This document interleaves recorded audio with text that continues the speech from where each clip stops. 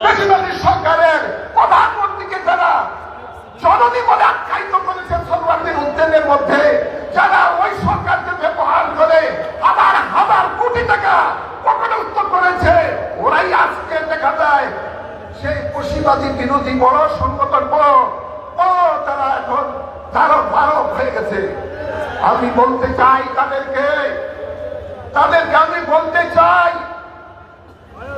Islamic front Bangladesh সহ যারা আমরা তিনটি জোট একত্রিত হয়েছি, আমরা কখনো আওয়ামী লীগের দুশ্মন ছিলাম না। যদি আওয়ামী লীগের দুশ্মন থাকতাম তো ইতিহাস খেতে দেখো, এখনো ইউটিউবের মধ্যে রয়েছে, সেখানের মধ্যে আমরা যেভাবে বিগত সরকারের দুর্নীতির বিরুদ্ধে রাজধানীর মধ্যে সমাবেশ করে যেভাবে প্রতিবাদ করেছি, তোমরা তখন তাদের হালুয়া রুটি খাওয়ার ব্যর্থ ছিলাম। আমরাই তাদের বিরুদ্ধে বক্তব্য দিয়েছি, আমরাই জঙ্গিবাদের বিরুদ্ধে, এই দুর্নীতির বিরুদ্ধে বক্তব্য দিয়েছি।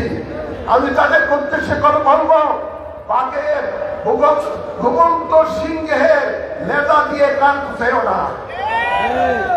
আমরা বিগত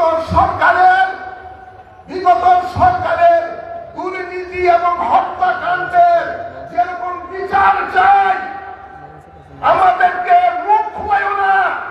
যেহেতু বৈষম্য বিরোধী আন্দোলন তোমরা করেছ, আমরা সমর্থন দিয়েছি।